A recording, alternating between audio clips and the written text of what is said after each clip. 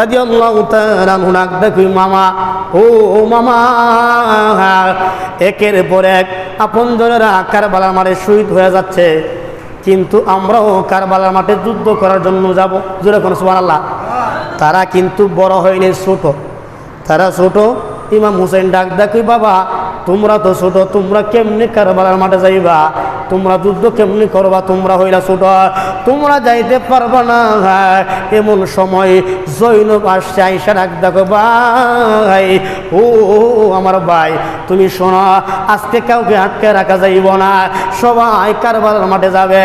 আমার দুইজন সন্তানকে তুমি আটকে রাখো না, আমার দুইজন সন্তানকে সাথে নিয়ে যাও। জোরে কোন সুবহান, আরো জোরে কোন সুবহানাল্লাহ।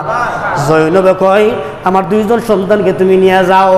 এবার চিন্তা করলো, এবার ডাক দেখো, কই বোন তোমার সন্তান ছোট মানুষ, আউনও ছোট, মোহাম্মদও ছোট, কেমনি আমি নিয়ে যাইব?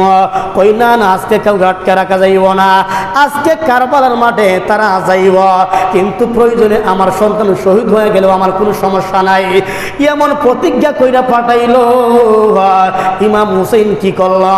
গুড়ার উপরে ইমাম হুসাইন মাঝখানে উঠল, আউন হইল সামনে, মুহাম্মদ হইল পিছনে। জোরে কোন সুবহানাল্লাহ। এবার জৈনব ডাক দেখি বাবা, আউন, ও মুহাম্মদ, তোমরা যখন কারবালার মাঠে যাইবা তখন তোমাদেরকে মানুষে জিজ্ঞেস করবো তোমাদের পরিচয় কি, তোমরা কি বলবা? দুইজন সন্তান কি জবাব দে দেখেন। দুইজন সন্তানকে আমরা আমাদের পরিচয় দিন। জোরে কোন সুবহানাল্লাহ। ইমাম হুসাইন ডাক দেখি বাবা রে, তোমাদেরকে জিজ্ঞেস করার কারণ হইল জানো নে, কারণ তোমরা দুইজন হইলে বড়, সবচেয়ে বড় সুন্দর। এত সুন্দর একজনের যেন চেহারা পাইছে ইমাম হুসাইনের, আর একজনের যেন চেহারা পাইছে ইমাম হাসানের। জোরে কোন সুবহানাল্লাহ।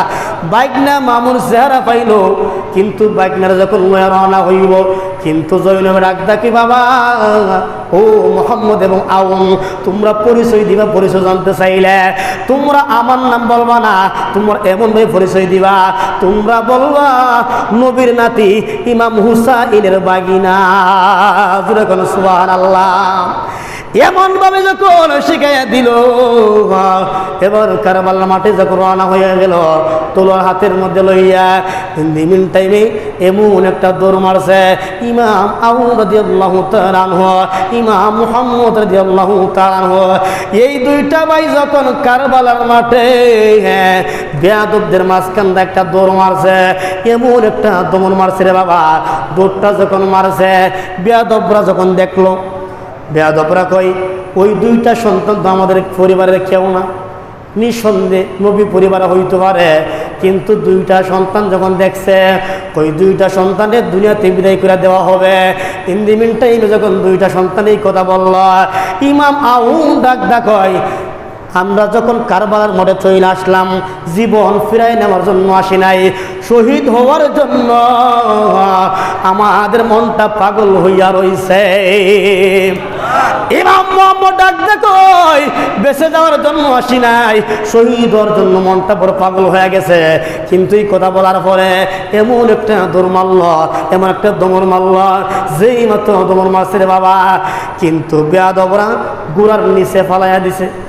নাউজুবিল্লাহ বলেন। যেই মাত্র গুড়ার নিচে দুইটা সন্তান ফালাইয়া দিছে, ইমাম আউন যখন গুড়ার নিচে ফালাইছে, কিন্তু গুড়া যখন পা দিয়া ফাড়া মারছে, গুস্তগুলা গুড়ার পায়ের মধ্যে গুস্তগুলা লাগিয়া গেছে। আল্লাহু আকবার।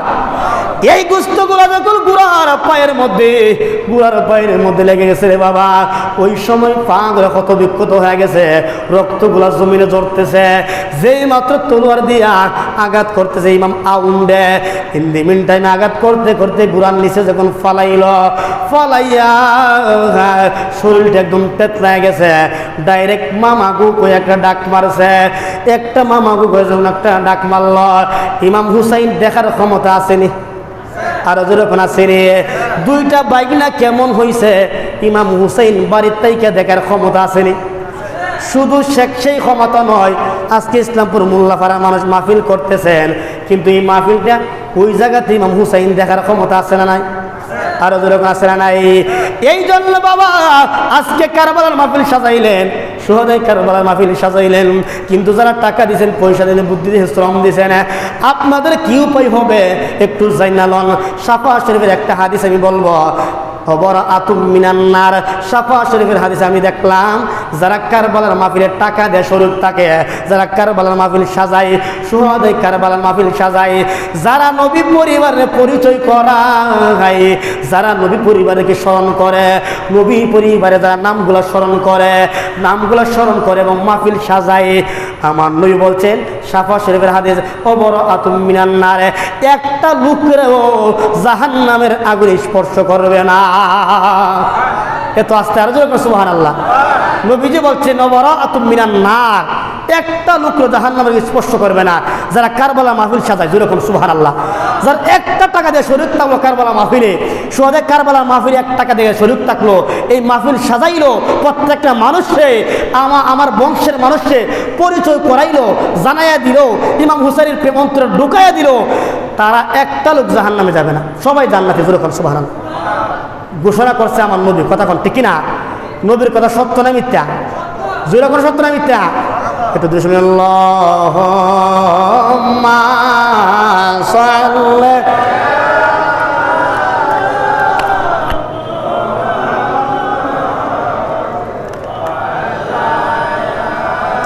আলি সাইয়্যিদিনা